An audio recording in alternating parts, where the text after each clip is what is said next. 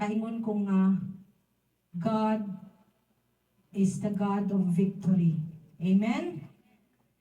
Kaya allow me to share to you unsa akong angsang nahitabo last week. Si Pastora, by the way, kaning ako ang pag-speak karon, answered prayer po nina mo. And para sa wala na kabalo, na ay prayer meeting every Monday. Kung gusto mo nga mo appeal sa one of the intercessors, we are open nga mo appeal mo join mo sa among prayer meeting every 7 p.m. Pareho raming mga dagway magkita kara Lunes, si Brother Vincent ug si Brother John. And praise God sa ilang mga kinabuhi. So, and this is an answered prayer to be given the privilege to speak His word this morning. So, praise God again. So, katunggi, i-share lang nako nga katunggi ingnan ko ni Pastora Grace nga ako mo speak today. Naadyoy gibuhat or atake sa kaaway. Kay first, nasipon ko, gisipon ka ng runny nose jud bitaw, nga kung sipunon ba, tanan tingalita diri, nakaagi nagsipon, labi na ka ng mudagay-day bitaw, bati jud taog, kuan, kanang lami na ihigda-higda, di nakaganahan mulihok. And then after ato, nag-plug nose na pud ko. As I make the kuan, outline sa ko ang kanang sermon this morning, nagtapad na kog tissue, mainom kog tubig, water therapy ra jud. Pero kanang musikma ko nga, walay mo gawas bitaw niya, clog nose, makalabad sa ulo. So, but praise God, kay karon murag dili na kaayo pislango, but pagkasunod adlaw gihilantan ko. Diha na nako na realize nga it's an attack from the enemy. Kay ngano man, kay kabalo man siya nga mo testimony ko karon nga karon na adlaw sa iyahang mga tubag, sa iyahang mga samang mga pagampo. And paghumana na, pagka the next day, gisakitan kog tiyan. Sakit nga, dili na ko masabtan. Kanabitang mo, gahi ang akong tiyan. Tries to siya nahitabo. Paghatun ako kang Jewel, dihay moment nga, pakilid jud ko. Kay hinggawas ko sa sakyanan, kay nagtindog ko, ginganingana na ko akong kuan kay lisod na, basin ma-aksidente pa hinunta. And then, pagka third time ato, gi-rebuke jud na ako to siya. Pagka third time, ubanan ako si Jewel. And then, kadali sa girl, mugawas ko kay, atake na pod akong sakit sa tiyan. So, hinggawas na pod ko. Gahi jud siya, baka nabitang, ang pain niya is murag ka nang gisumbag ka. Mao na akong gibati. So, from the moment nga himbalik ko, nawala na siya ang sakit, ingon na si Jewel, okay ra ka ma? Kabalo ko, God has got me covered by His blood in Jesus' name. So, nagmadaugon jud ko, ana nga panahon, because I know God is my shield. God's blood got me covered. Amen. Hallelujah. Dalaygo na tong buhi nga Diyos. Nintak na sa kabuntagon. Ready na ba ang tanan? So, nako'y pangutana. Unsa ang usa ka butang nga kung wala ka, dili ka mabuhi? Or unsa ang usa ka butang nga dili gyud ka mabuhi kung wala? Blood, air, or oxygen. Siguro, nakadungog ko water. Ha? Ilong. Pero kung ang ilong nga walay hangin, wala lang gihapon. Di gihapon ta mabuhi. So,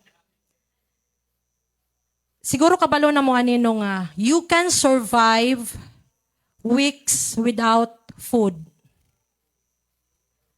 several days without water, but only a few minutes without oxygen. Bright so sister, oh. Teacher ba ya? Gituluan day ni Sis Mercy.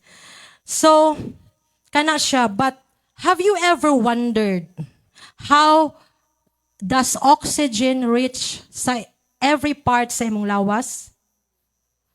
Sus ka bright ni Sis Cathy. Through your blood. Amen. Hala, si Sis Brother Vincent yun ang nagpakpak, oh. Unsa ka na siya? Nag-connect ang dugo. Joke rasis. So before I dive into God's Word this morning, allow me to be your science teacher for just a few minutes. Ako dyan yung gipreparan ha? Gikan dyan sa balay. Okay. Give me a few minutes to explain in a simple way what are red blood cells, the hemoglobin, and the oxygen work inside your body. Ang mga medical students diri, I know makarelate na sila o kabalo na sila sa tubag, ana. Exempted mo ha? Okay. So, muhangyo ko ninyo nga maminaw gud mo, mutanaw gud mo sa video nga i-play karon. Kay after the video, na ay, dita mo quiz kay waman tayo papilukuan, pero I will ask question. Unya nay price oy. Dili lang ka social kapareho kang sismyaka nga Starbucks, Hellsong ticket, dili lang ingana. Kuan lang ning ako kay sa una bahala mo kay ako inyong gipa-speak no. Atong grade 4 ko sa Luzon ko nag-eskwela sa Bulacan. Among advisor kung mahayas gani ka sa exam, tagaan kag duha ka itlog. Pero kung lowest gani ka or fail ka, kaning stick. Nanahon nimong kamot. Puk! Oh, pero dili na ako ni gamiton sa inyo ha para kuan lang nga maestra ko kay kuan ba dream ba na nako to be a teacher someday. So, mo tanaw kay I will ask question after. Palihog ko CJ.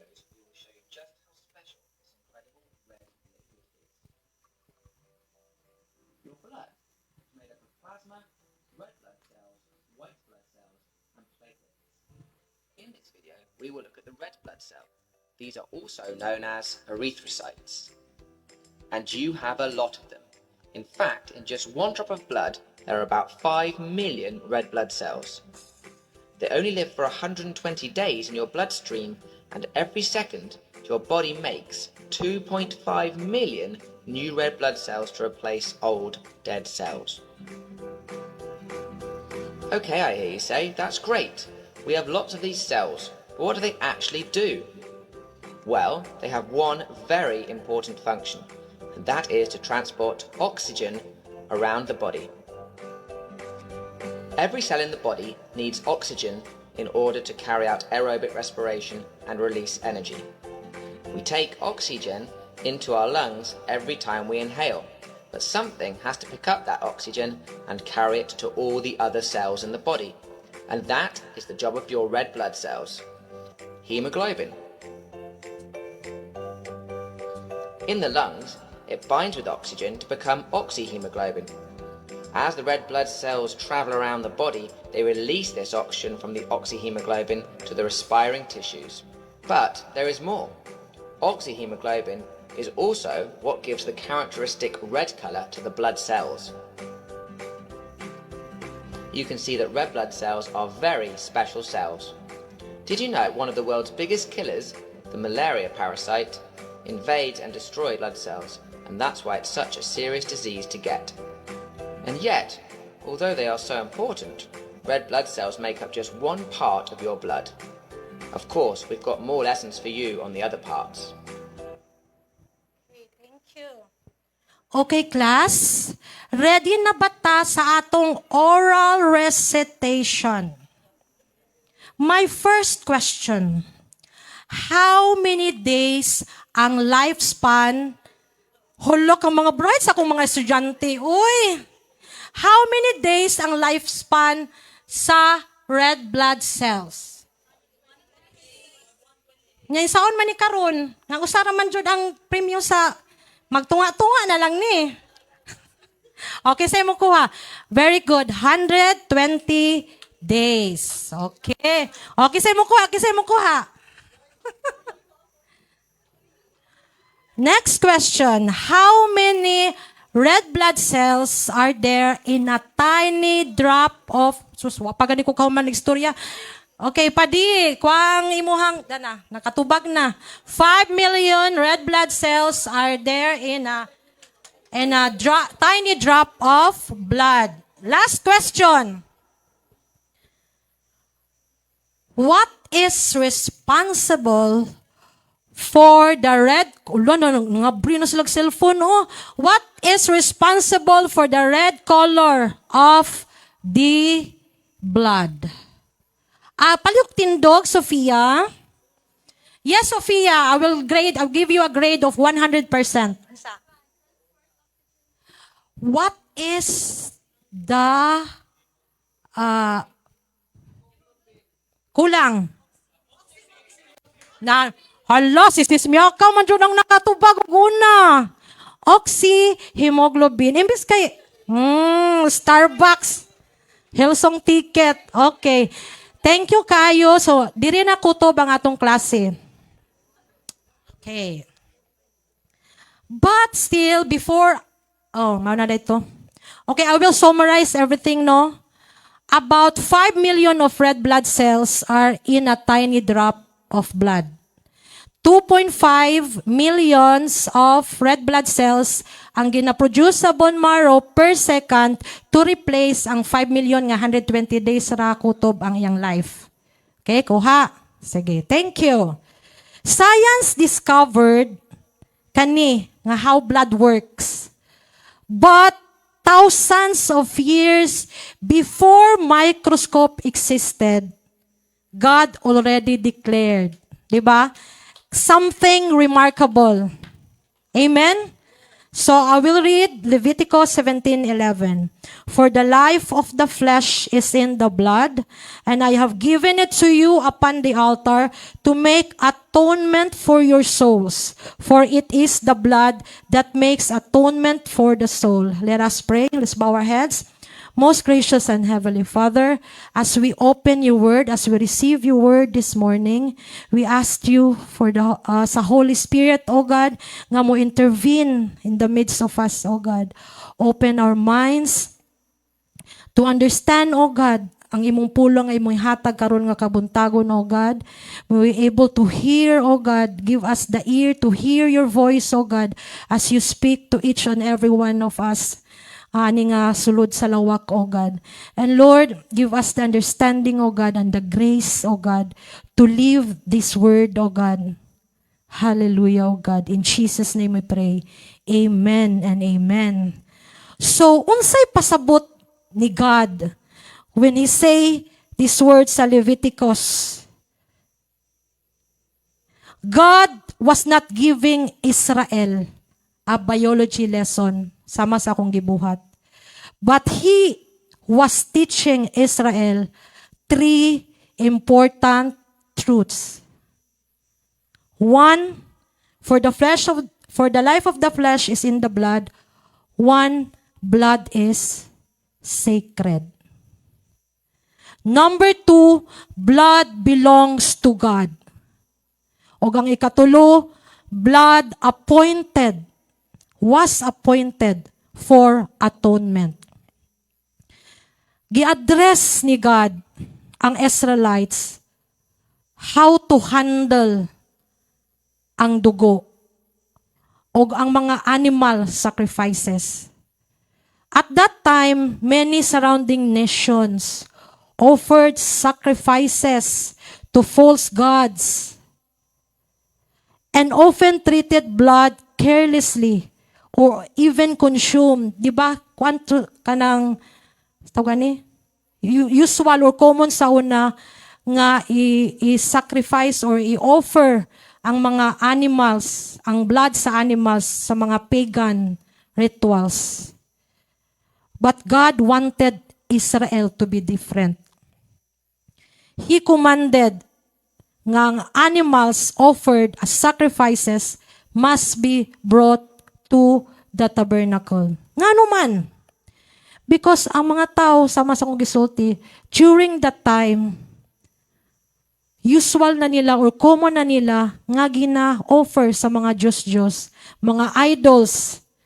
That's why God commanded to bring sacrifices sa tabernacle. Unsa ning tabernacle? Unsa ning tabernacle? It is a place or a dwelling place ni God among the Israelites. And the place where they worship Him. Sa Leviticus 17:3-4, it says, whatever man of the house of Israel who kills an ox or lamb or goat in the camp and who kills it outside the camp and does not bring it to the door of the tabernacle of meeting to offer an offering to the Lord before the tabernacle of the Lord, the guilt of bloodshed shall be imputed to that man. He has shed blood, and that man shall be cut off from among his people. So God will turn away and cut off or cut his band among the people kung mo-consume ka og blood. Ikatulo, the blood belonged to God because He had appointed it for atonement. So, He was teaching the Israelites how precious and that the shedding of blood, seryoso na siya. Seryoso na siya nga nagpakita sa kadautan or seriousness of sin. And that kinahanglan ta og atonement. Unsa ning atonement na pod? Atonement is God's way of dealing with sin para mapasaylo ang tao. Para ma-restored ang relationship sa usa ka tawo ngadto sa Ginoo.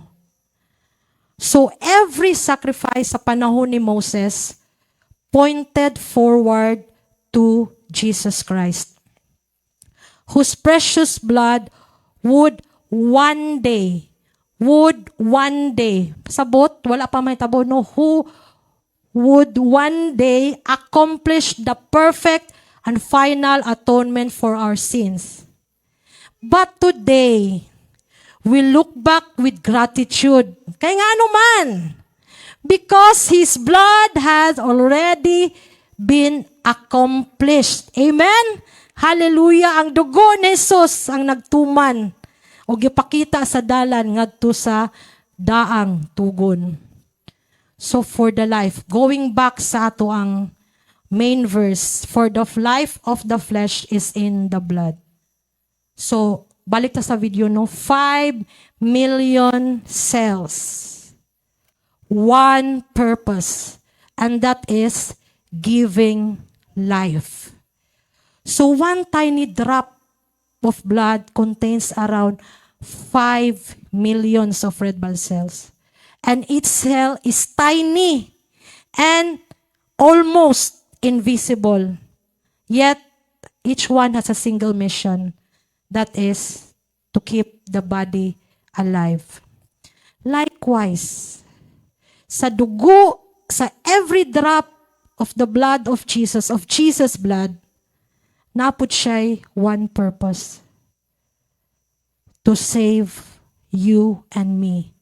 To save sinners like you and me. Imagine, kung ikaw o ang imong lawas naaray usa ka red blood cell. Ingnon mo, okay, red blood cell, ikaw na bahala. Di pwede. No, it's impossible, Jud. One cell can never sustain an entire body. A single red blood cell cannot supply enough oxygen to your body. You need millions upon millions working together every second. In the same way, spiritually spiritually. This reminds us that one good deed cannot save you. Or ako, isa ka matarong nga buhat, one act of kindness, attendance sa church, it cannot save you. And no amount of religious works, your ministry, your kindness, your sacrifices cannot save you. Kinsa ra may makasave, mga igsuon? Only Jesus. Humanity needed the precious blood of Jesus. Just as millions of RBC sustain life, only Jesus' blood can sustain us, can sustain eternal. Eternal, mga igsoon, eternal life. So kada segundo, RBCs are serving our body. Sa kadaghan nila, pero na sila'y di mabuhat. Nga only Jesus can. Ang mahatagan ka og eternal nga kinabuhi. Everlasting life. And He is ang hemoglobin, maoy magdala sa oxygen, but Jesus' blood carried our sins. So, ang science nagtudlo na to nga ang red blood cells lives for only 120 days. Pag human ana, it grows old, it wears out. Pag human, ma-remove na sa body. Ug ang bone marrow mo produce og 2.5 millions of new red blood cells every second. But for today's video, mga igsuon, makita nato atong kinabuhi nga everything in our physical body is temporary. Our bodies grow older. Bisan pag maglaklak kag 3C kabuk vitamins, supplements para di ka tigulang or mamatay. Our strength fades, jud. One day mo abot nga atong earthly life will come to an end. But hey! Jesus offers something our blood never can. Ug ako na sabi balik, unsa gi-offer ni God? Eternal life. The blood of Jesus offered once and for all. Dili pareho sa kuan nga mag-change, replace. No? Once and for all. The power of Christ never grows old. It never loses the power to forgive, to redeem, and to give you, balik na sab ko, eternal life. So, Jesus. So, I presented, thank you Jesus, anang eternal life ngayang gi-offer. I presented the low hemoglobin analogy. Not to, not to represents weak Christians. Dili. But low hemoglobin analogy is an illustration of what spiritual weakness can feel like. Just our bodies become weak when they don't receive enough oxygen. Our hearts become weak when we neglect our relationship with Christ. Gusto na ko ipakita ang mga warning signs and symptoms kung ubos ang imong hemoglobin. Fatigue or feeling tired all the time. Kana bang 9 hours na imong tulog, pero pag mata nimo, kapoy man gihapon. Kanang imbis na moingon ka nga, good morning, Lord. Moingon naman hinuon ka og, Lord, 5 minutes, please. Kunya, pangutanon nimo, ngun siya kapoy siya kaayo, pero pangutanon nimo, daghan day ka gitrabaho. Dili. Daghan kog cellphone niya kusog ang wifi. Mao na karon. So kung ubos ang hemoglobin, dali gyud kakapuyon. 'Di ba?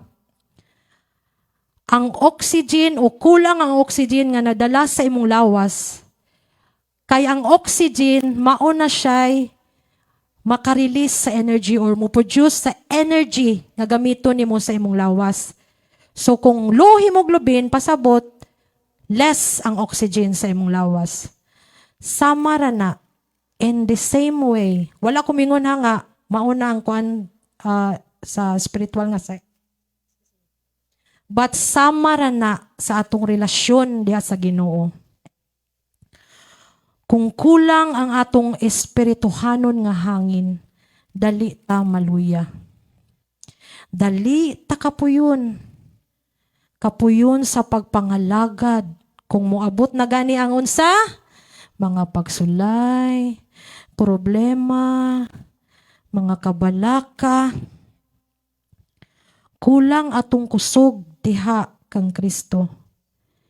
Kay kulang man tagpakigsandurot sa iya.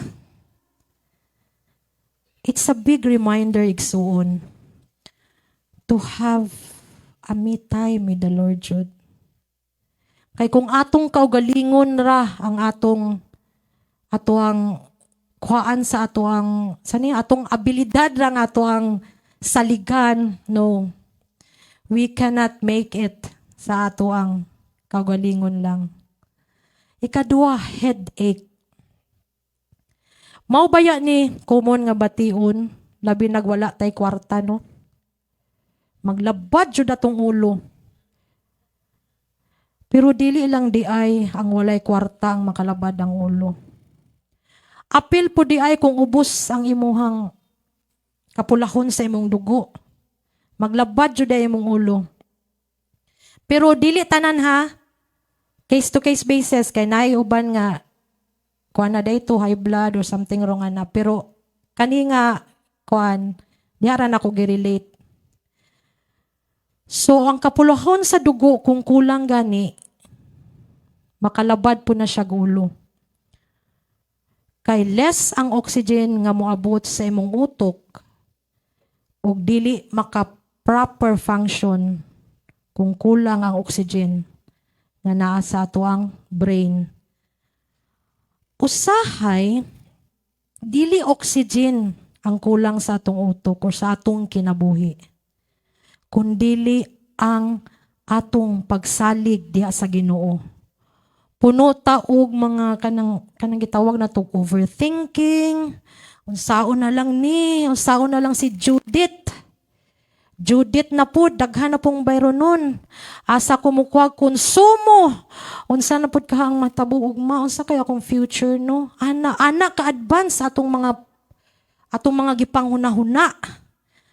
So ang resulta, wala na tay kalinaw. Di na makatulog. Sa puton na inig kaugma. Kay naglabad naman ang ulo. Tinuod? Some of us. Nga na, Jude. But it says in His Word, in Philippians 4:6-7, common verse naman ni siya, no?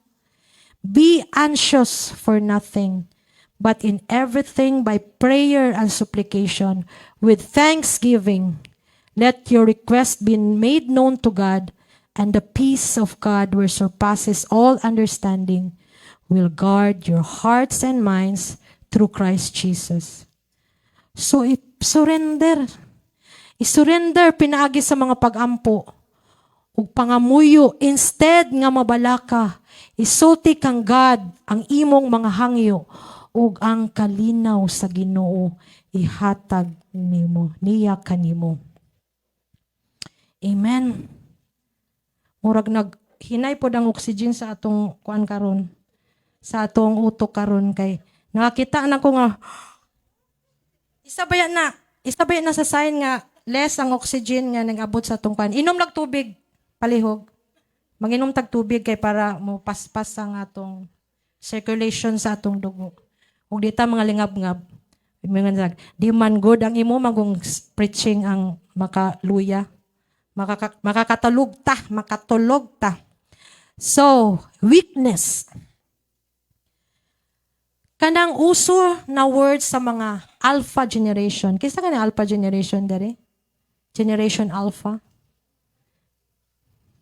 Wala. Masa na yung mga millennials? Gen Z? Mga millennials, okay. Pero, kabalo mang gihapon ng mga millennials. Kaning gitawag nila nonchalant. Nonchalant. Kanang luya siya.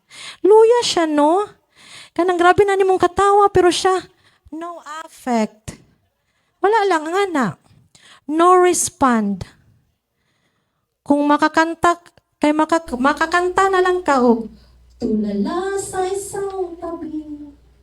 Nga bitaw. Grabe na ni mong lipay, ang kauban mong lipay, pero siya, no affect. Pero ayaw na yun mong judge, ha? Ayaw na yun mong judge, nga siya mga siya,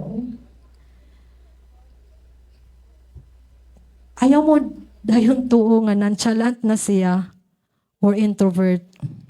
Mangutana jud ka sa iya ha. Nagpasibisi ka? Naipangutana dahil skin, unsay sibisi? Complete blood count. Ang complete blood count, usa na siya ka laboratory test kung hain ang different types of cells sa blood i-measure. Diha makita nato kung ang hemoglobin mo ubos or taas. Kay kung taas gani, naay diferensya. Kung ubos, naay diferensya. Gitawag na og anemia. Wako mag-persa anemic. Kana siya. So, mangutana tag, nakapasibisi ka? Kumusta imong hemoglobin level? Wala, charot ka ay. Kumusta imong bitaw kay kung ubos ang hemoglobin, ang atong lawas luya. Kay sama sa gisulti ganina nga less ang oxygen, less ang ilang function, dili siya maka-fully function nga para maka-release siya energy sa nga gamiton sa imong lawas. So kung ang atong lawas luya, ang balaang kasulatan nagatudlo nga ang atong espirituhanong kusog gikan sa Ginoo. Amen? Naadiha ang atong source sa tanan.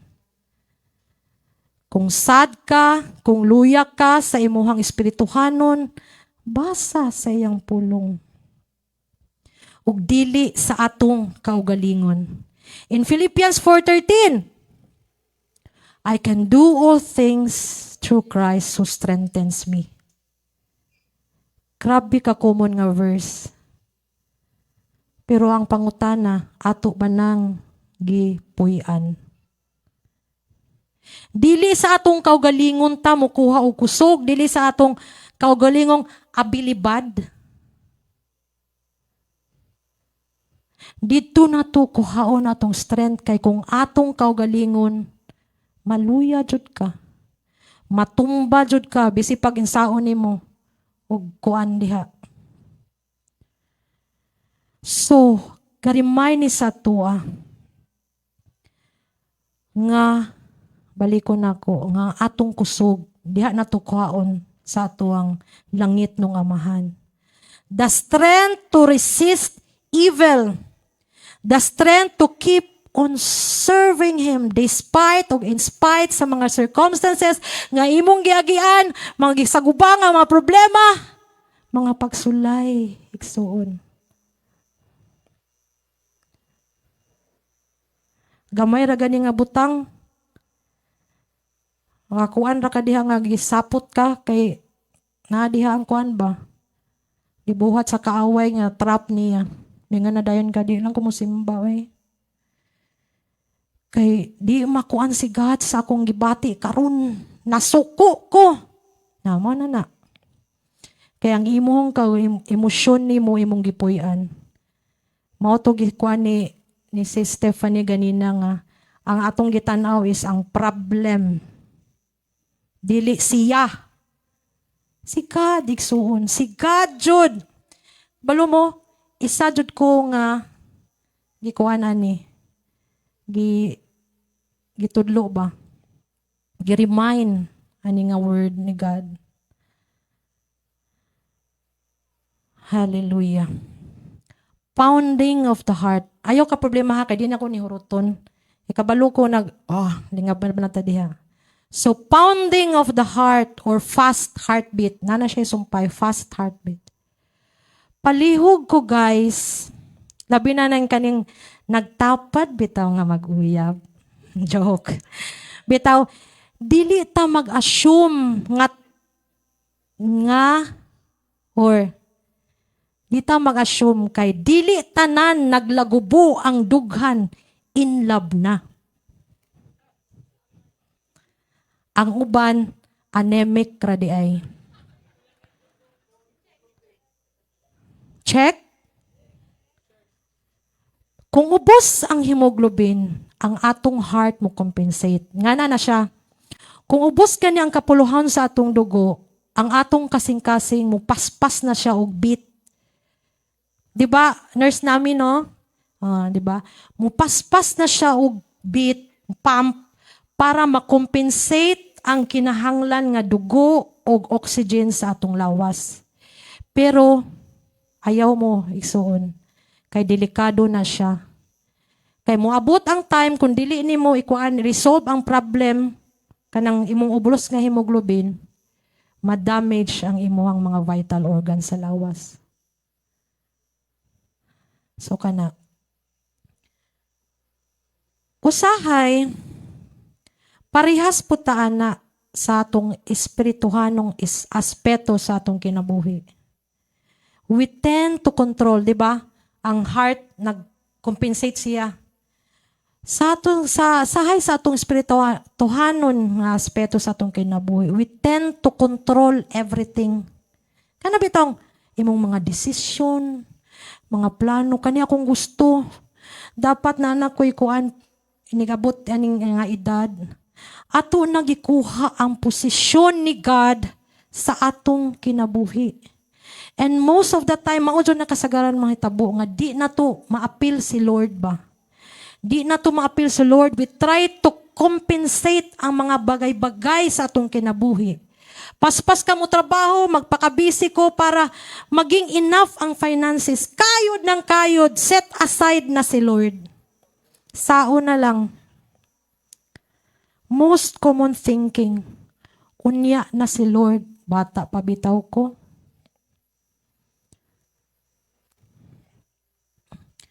John 15:5, it says, I am the vine, you are the branches. He who abides in me and I in him bears much fruit, for without me you can do nothing. Ang Ginoo nagtawag kanato karon, igsuon, nga mosalig kaniya. Nga mahimong dependent ta sa iyaha. Dili sa atong kaugalingong paningkamot. Kay kanang pagpaningkamot nimo, nabaya na nga, He giveth, but He taketh away. Ayaw hulata na igsuon nga mao na mahitabo kanimo. Ayaw hulata nga mao na mahitabo kanimo. Gitawag niya, taniya, nga magpabilin diha kaniya. So kaning pale skin, katong nag-work pa ko sa una, halos tibuok hospital or mga personnel sa hospital, nagaglota injection. Gamay na lang jud ang wala nag-apil. Nagaglota injection mi sa una. Sa purpose nga antioxidant, ikaduha na ng magpaputi. Kabalo sila lagi Pero igsuon, dili tanan nga nagglow tungod kay puti siya. Kay pagpikat nimo, apil di ay ang kalimutaw na muti na. So ang pagkaluspad, mahimong timailhan nga kulang ang kapulahon sa imong dugo. Dili na to na mahibalaan, no? Dili na to na mahibalaan ug dili na to na ma-confirm kung dili ta magpa CBC, hemoglobin test. But whatever wrong nga naa sa atong sulod, mo manifest yun na sa atong physical body. No? So this remind us that we need to every now and then assess ourselves. Kung okay pa ba ang atong relasyon diha sa Ginoo. Or basing tuod, busy ka sa ministry, busy ka sa mga bulhaton, perfect attendance sa church, okay kayo ka, buutan kayo ka, maayo kayo ka sa imong isig kataw. But, ang imong relasyon, diha sa Ginoo, ang imong pakig-istorya, pakig-sandurot diha sa Ginoo, nang luspad na diay. Og ang importante, maunay labing importante. Hallelujah.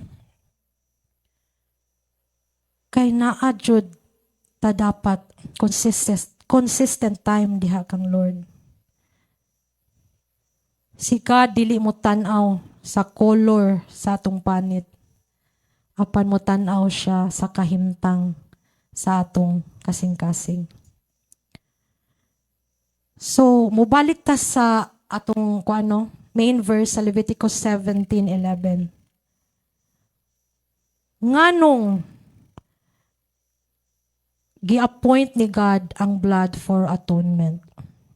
Naabay mga magical nga something sa blood sa bulls o sa goats. Wala, di ba?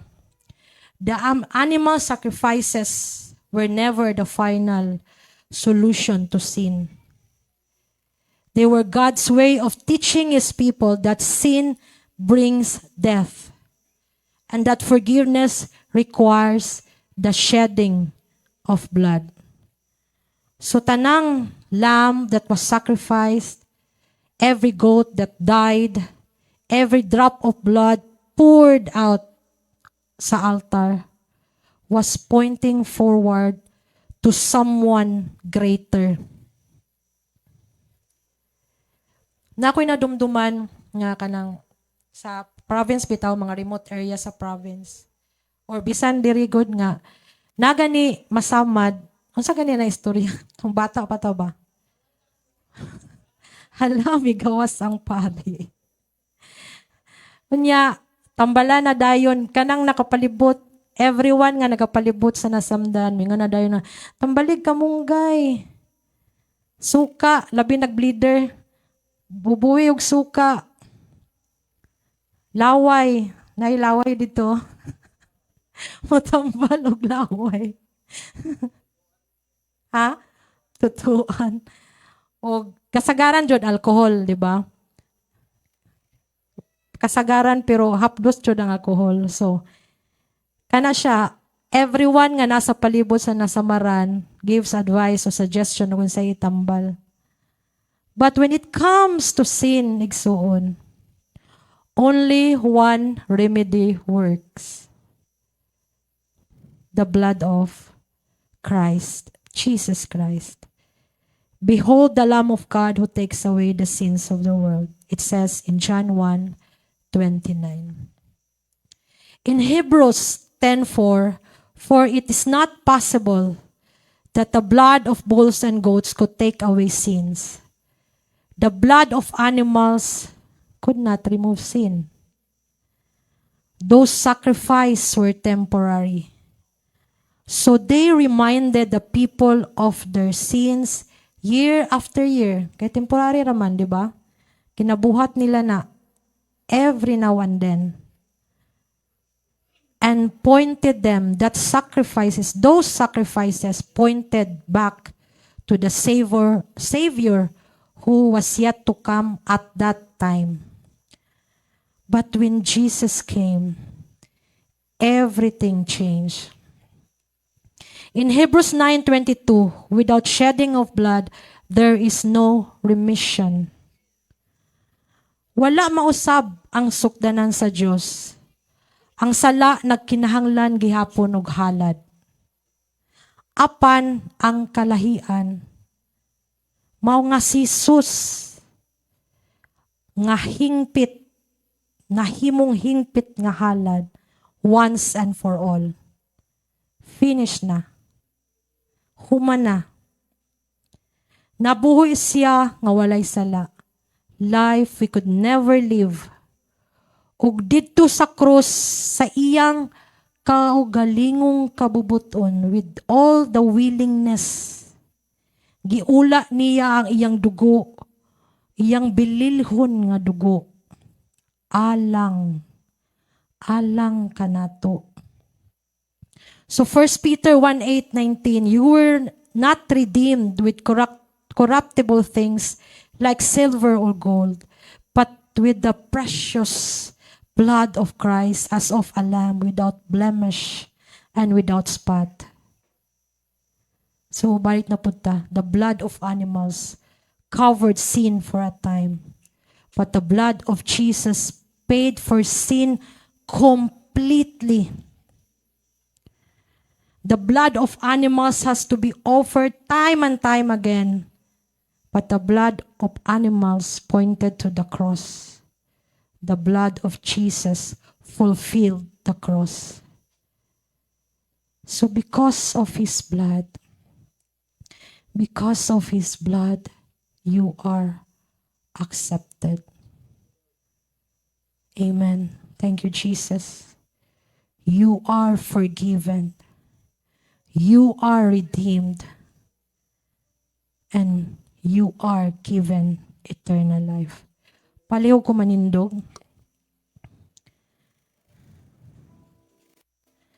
Can you hold your hand over your chest? Right hand sa imong left chest.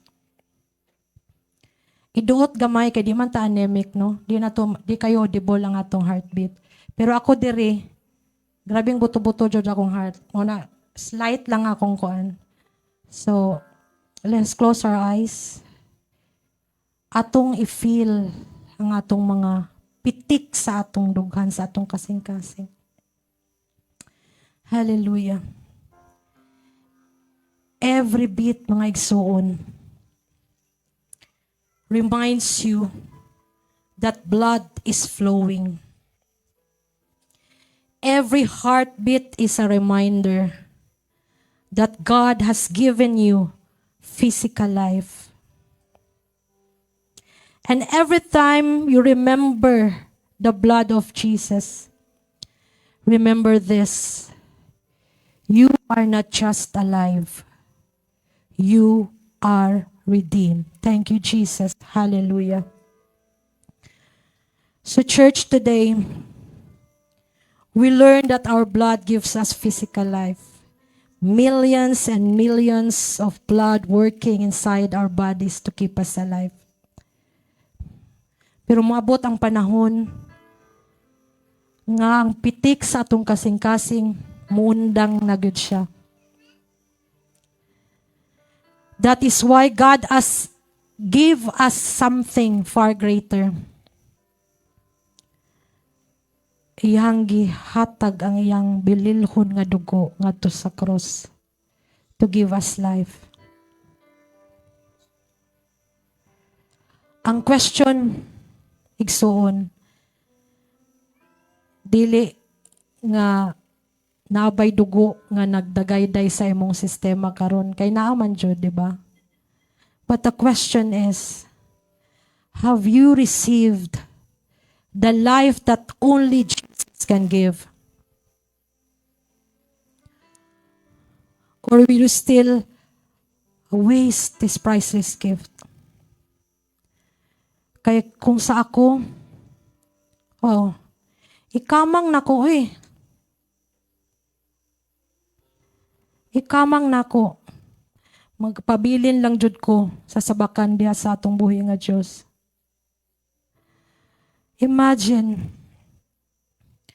Kung unsa siya nag-endured, kung unsa niya gi-endured ang mockery, ang betrayal sa mga tao nga iyang gigugma. He carried the weight of our sin.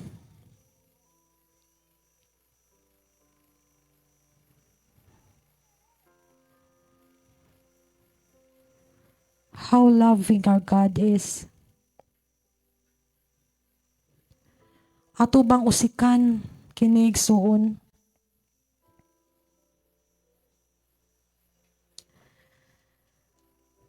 He experienced the most awful burden diha sa cross. Think about what it cost him. Ayaw patigaha imong kasing-kasing igsoon. Receive him. Receive the gift. Believe in him. Trust in him.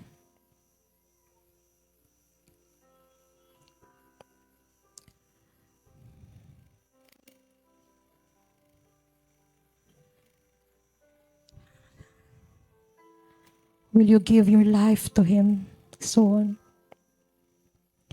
Oh Jesus, hallelujah. Abang langit no, nagbalaan na mo nga Diyos. Dako kayo mong pagpasalamat diha kanimo Ginoo. Tungod sa imong pulong nga among nadungog karon nga kabuntagon, O God. Nag-remind ka namo nga ang kinabuhi naa sa dugo. Ug ang dugo sagrado. And the blood belongs to you. Salamat sa bilihong dugo ni Jesucristo. Nga giula aron kami makabaton og kinabuhing walay katapusan. Hallelujah. Thank you, Jesus. Ginoo, pasayloa kami.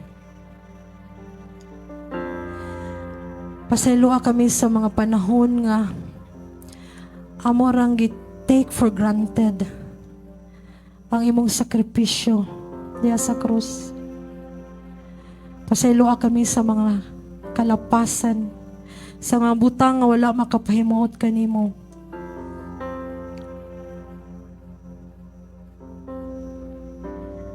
Salamat, Jesus, sa imong dakong gugma, sa matag usa ka namo.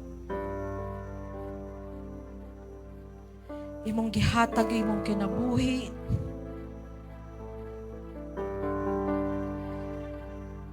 Imong gibear, O God, ang pagbiay-biay, O God. The betrayal, O God. Ang kasakit, O God, emotionally, O God. Physically, O God. And the burden of sins, O God, sa imong mga kanakan, O God.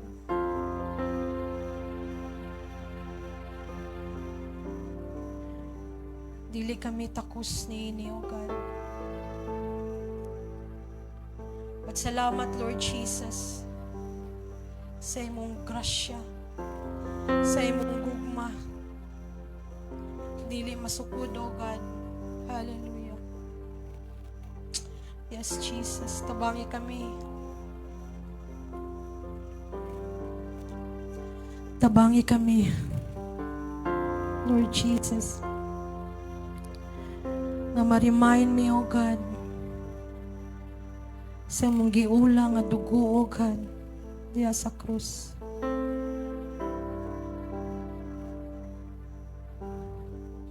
Draw us closer to you, O God. Walagi kami arang mabuhat, O God, kung wala ka sa mong kinabuhi. Salamat, O God, sa grasya, O God. Salamat sa kaluoy ni mo, O God.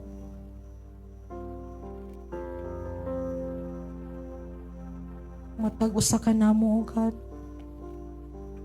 Nagkapasalamat niya ka ni mo, O God. Lord Jesus, hallelujah. Ang tanang dumugog umaya. Pagtayig tiya kanimo lamang. In Jesus' name, amen and amen. Hallelujah.